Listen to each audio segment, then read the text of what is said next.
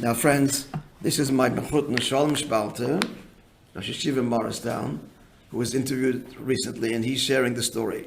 Now, I wouldn't share it, his story, because you'll hear it's very, very personal. But he did.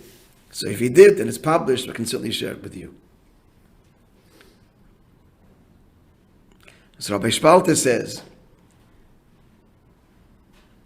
in 1972, so I was verbrenging with one of my good friends.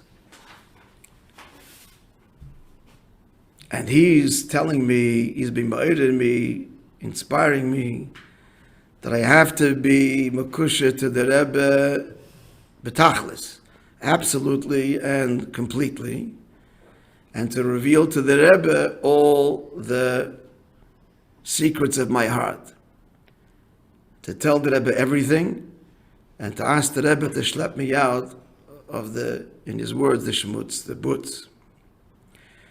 Before I go further, everything is relative. We're talking Shalom Spalter, a bacher. One of the,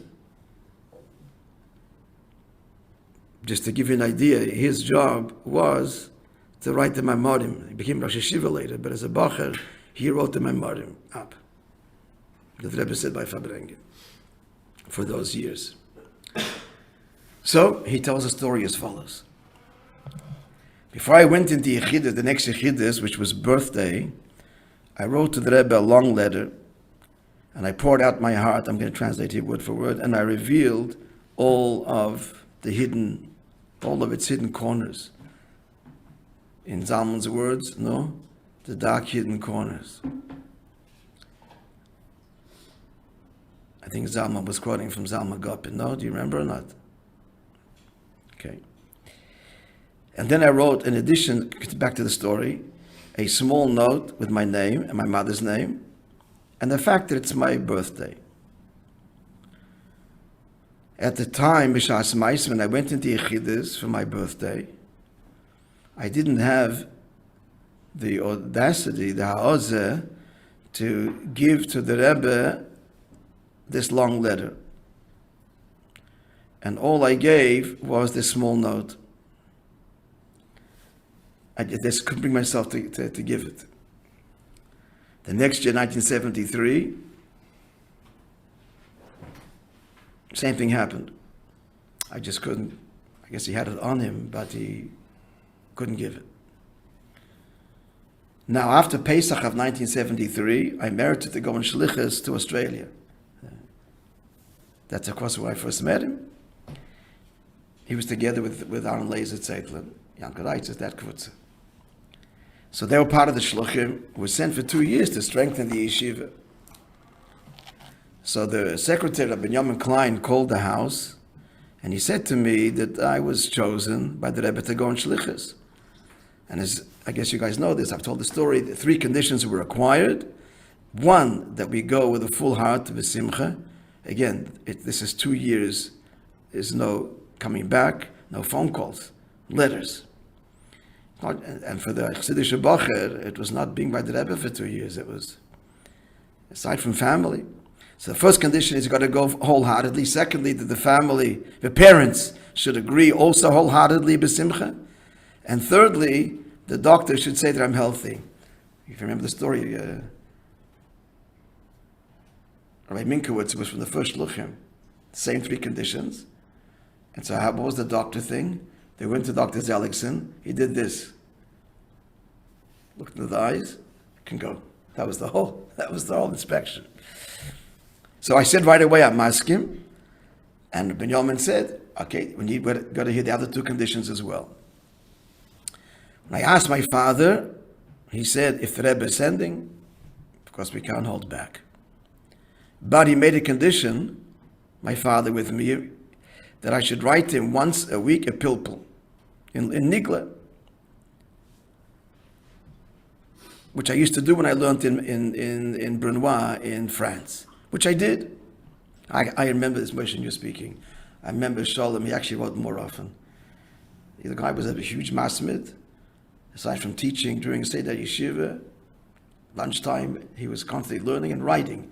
And he was writing on envelopes In those days, there were aerograms. He was writing it, pulled him long, dense, small letters, pulled him to his father, and I asked him once what he was doing. He wrote to his father, pulled him in Nigla. Okay, the story continues. See, it's all one story here. So we were in Australia for 2 years. Now, like any bocher, there's ascents and there's descents, ups and downs. There were times I felt that I was in a good place, and times I felt I was not the way I should be. At a certain time, I fell into a very low spirit, and I could not carry out my shlichus the way it should. I felt it was in the... And I decided, that's it. I'm going to give myself over and write to the Rebbe everything. So I wrote down a long letter, and when I finished writing it, I saw that I had crossed out and I had fixed it. You don't write like this to the Rebbe. So I wrote it on a new paper, clean and orderly, and I sent the letter. I felt a little bit better, because after you write to the Rebbe and you reveal what's on your heart, you feel already better. Days pass, no answer.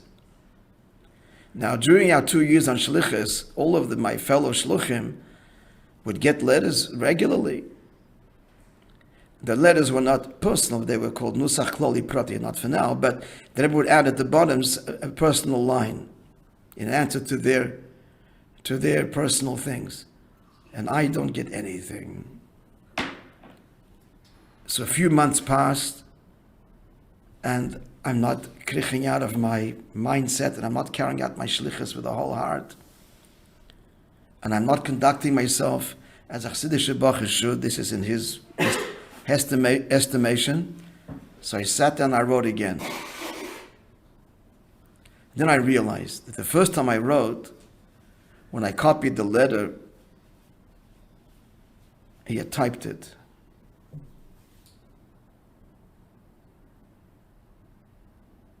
I realized that the first time I wrote whatever, I didn't feel the pain that I felt now. No, I'm sorry. Stop. When I retyped the letter, it was somewhat mechanical. I didn't write it with the emotion that I wrote the original. A nice clean copy.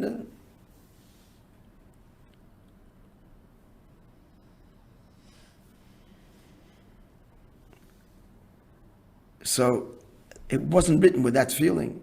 And therefore, I decided this time I'm not correcting it. The way I'm writing it is the way it's going. With crossing out and with fixing, whatever it is. A week later, I got an answer.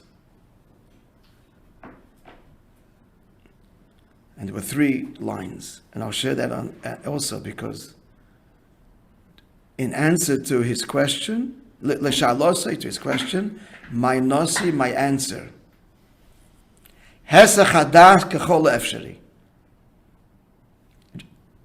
Completely, that is in English, completely dismiss this from your mind as much as possible.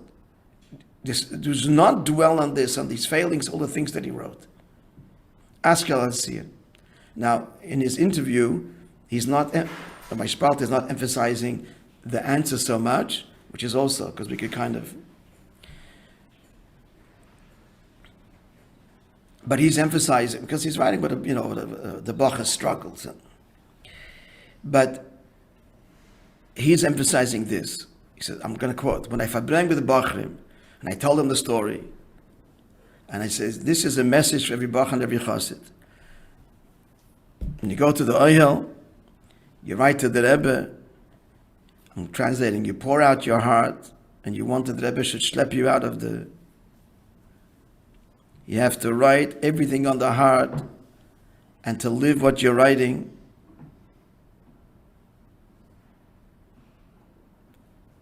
However it comes out.